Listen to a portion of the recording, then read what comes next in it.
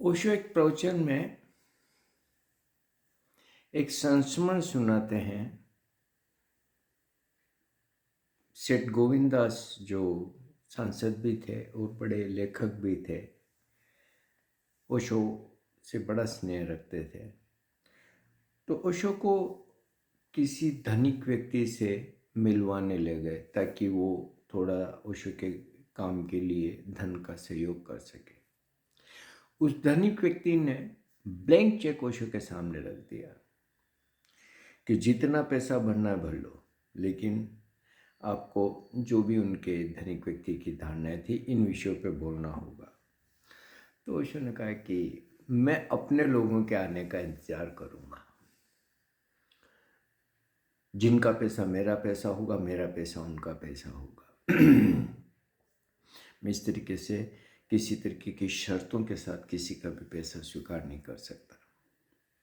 ओशो आगे बोलते हैं कि, और उस प्रवचन में संयोग से मैं सामने बैठा था उस वक्त, कि आज वो अगर जिंदा होते तो मैं उनको बताता कि आज मेरे लोग मेरे पास आ गए हैं, जिनका पैसा मेरा पैसा है, मेरा पैसा उनका पैसा है। हमने सालों तक इस भाव को जिया है, निश्चित रूप से। हमेशा ना कोई न कोई मदद के लिए या साथ देने के लिए मिलता ही रहा। किसी चीज के लिए प्रयास नहीं करना पड़ा, चाहे कितना ही किसी भी चीज की जरूरत पड़ गई हो। ऐसे दिन भी मैंने पूना में बिताए जब मेरे पास में 5 रुपये भी जेब में नहीं थे, रहने को मकान नहीं था, पहनने को कपड़े नहीं थे, खाने को भोजन नहीं था। रात को कोरेगांव पार्क की सड़कों पे घूमता था। 2-3 घंटे के लिए एक दोस्त ने मेरे को बोला हुआ था तो वहाँ जाके सो जाता था। वो एक फ्लैट की, किसी अमीर व्यक्ति के फ्लैट की ध्यान रखता था, तो रात को बोले कि 2-3 घंटे वहाँ जाके मैं सो जाता था। लेकिन और ऐसा तो नहीं है कि कोई सहयोग कहीं से भी मिल सकता था, कहीं से भी नहीं मिल सकता था, लेकिन कुछ न कुछ होता रहा। खाने को पैसे नहीं होते थे तो 5 रुपए की ब्रेड लेके दूध में डाल के खा लेता था। पहनने को कपड़े नहीं थे, रोब भी नहीं थे, तो किसी ने एक रोब दिया, फिर किसी ने दूसरा रोब दिया।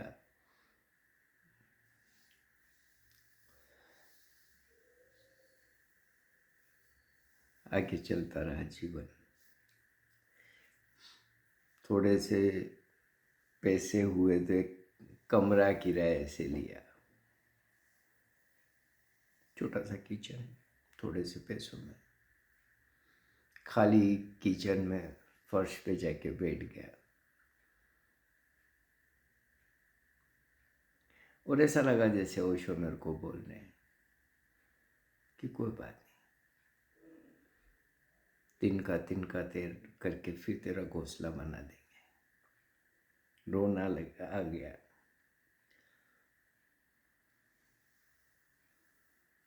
और निश्चित रूप से धीरे धीरे धीरे धीरे धीरे धीरे धीरे धीरे बहुत कुछ आता गया। कपड़े भी आ गए, रहने की अच्छी व्यवस्था भी हो गई, खाने पीने की अच्छी व्यवस्था हो गई, और एक अच्छा जीवन सालों साल चलता रहा। तो अभाव तो आए, परेशानियां आई, शारीरिक, मानसिक, भावनात्मक, आर्थिक कष्ट आए, और कष्ट भी सचमुच में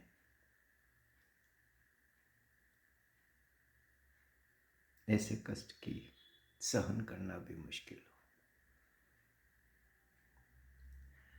लेकिन हर कष्ट से निकलते चले।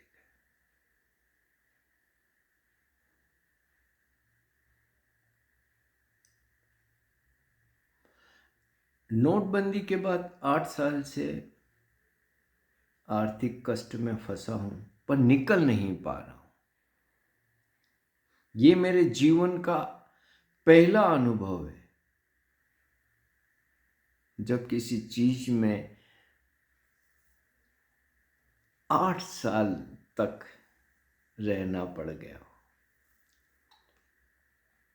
कितनी बार, चाहे व्यक्तिगत मुलाकातों में या जो भी मैं बोलता हूँ लिखता हूँ, मेरे अपने आर्थिक परेशानियों के बारे में मैं कहता रहा। कभी कभार छोटी मोटी मदद मिलती है, लेकिन छोटी मोटी उससे बहुत छोटी।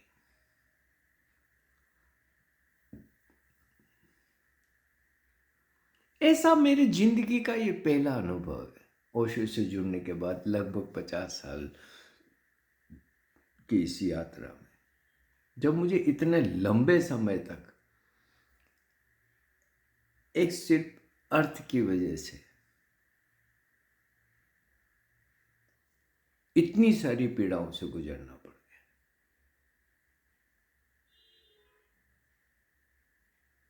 हमेशा ना, ये ऐसा नहीं है, कहीं न कहीं ऐसा अंदर भरोसा है कि कोई हाथ बढ़ेगा, आएगा। वो भरोसा मुझे आज भी है, वो भरोसा मेरा नहीं टूटता। लेकिन सच ये है कि अभी तक कोई ऐसा हाथ आगे नहीं आया।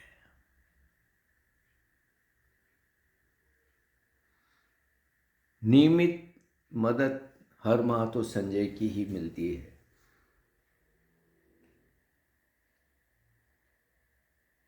बाकी नियमित तो कहीं से कुछ भी नहीं मिलता है। कितनी ही बार मुझे एक बात याद आती है जब वो शो वान गॉग की बात करते थे कि कैसे वान गॉग को हर माह उसका भाई बैंक में पैसे डालता था और वान गॉग जाके बैंक से पैसे निकालता था। और एक बार गया बैंक और उसके भाई ने पैसे नहीं डाले थे, तो बैंक की सीढ़ियों पे ही उसकी मृत्यु हो गई। तो मैं समझ सकता हूँ कि आर्थिक तंगी भी कोई छोटी परेशानी नहीं होती, बड़ी परेशानी होती है। कोई चीज़ का आपको खर्च करना है और आपके पास पैसे ही नहीं,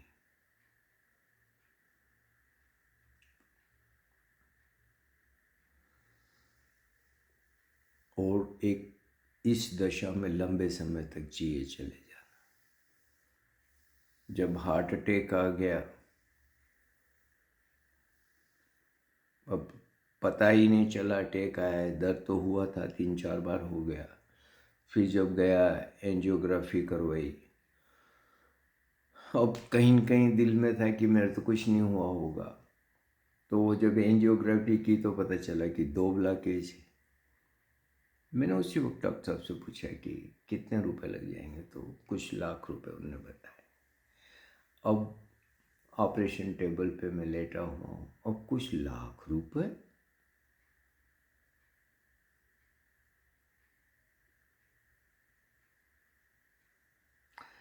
मेरे सामने सिवाय इसके कि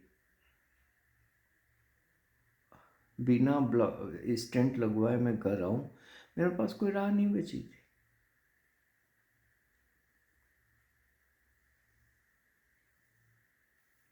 लेकिन यस,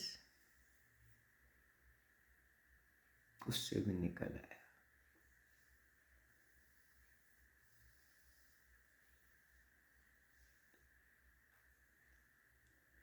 तो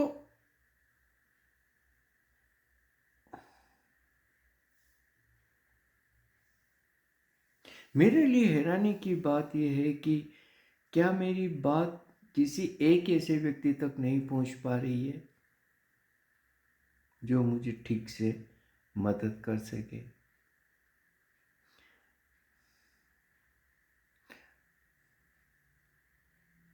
अब मैं कहने को बहुत सारी बातें नहीं कहता, नहीं कहना चाहिए, शुभ नहीं होता है। बाकी बस भूली जब तक है तब तक तो मैं कुछ भी हो जाए। सांस लेता रहूँगा, क्योंकि इसे तो मैं अकेला नहीं छोड़ नहीं सकता। गहरी नींद में सो रही होती है इसी कमरे में, इसी बेड पर। आज ही दिन की बात है, और उठ के मैं बाहर गया किसी काम से, तो आया तो उठ के बैठ के देख रही थी। पहले ऐसा नहीं करती थी भूली, अकेली रह लेती थी, पूरे पूरे दिन अकेली रह लेती थी। अभी पिछले साल 6 महीने से, ये पर्टिकुलरली इसका ऑपरेशन हुआ उसके बाद से, ये मैंने देखा कि नहीं पसंद करती अकेले रहना। मैं भी कोशिश करता हूँ पूरे टाइम इसके पास रहने की, और इसके डॉक्टर मुझे बता रहे थे कि अब ये बूढ़ी हो गई तो भी ऐसे ही रहेगी।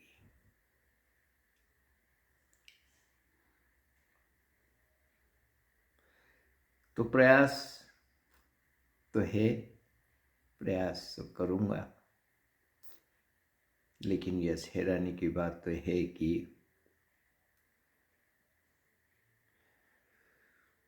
अब तक हाथ खाली के खाली ही है। अजीब लगता है, अजीब लगता है। अजीब इसलिए भी लगता है कि इतना तो मुझे पता है कि कई जगहों पे अथाह पैसा लग रहा है, खर्च कर रहे लोग, दे रहे।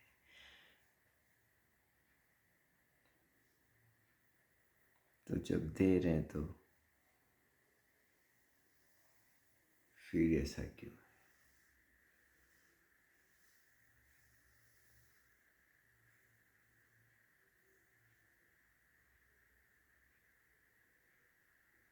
करीब करीब 50 साल हो गए ओशो के लिए लिखते हुए रोज।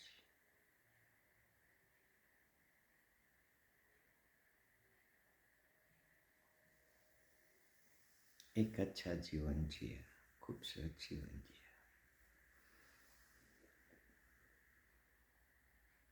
लेकिन अभी कुछ भी समझ में नहीं आता है कि यहाँ से और इस स्थिति से कैसे निकला जाए, क्या किया जाए। अगर कोई मेरी बात सुन सकता हो और मेरी बात किसी तक पहुँच रही हो, तो सचमुच में मुझे बहुत ज़रूरत है पैसा।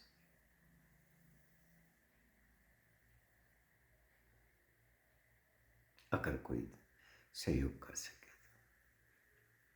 तो मेरे इस वीडियो को लाइक करें, शेयर करें, और व्हाट्सएप वगैरह पे कहीं पे, ताकि किसे पता है कि कहाँ से कोई सहयोग मिल ही जाए।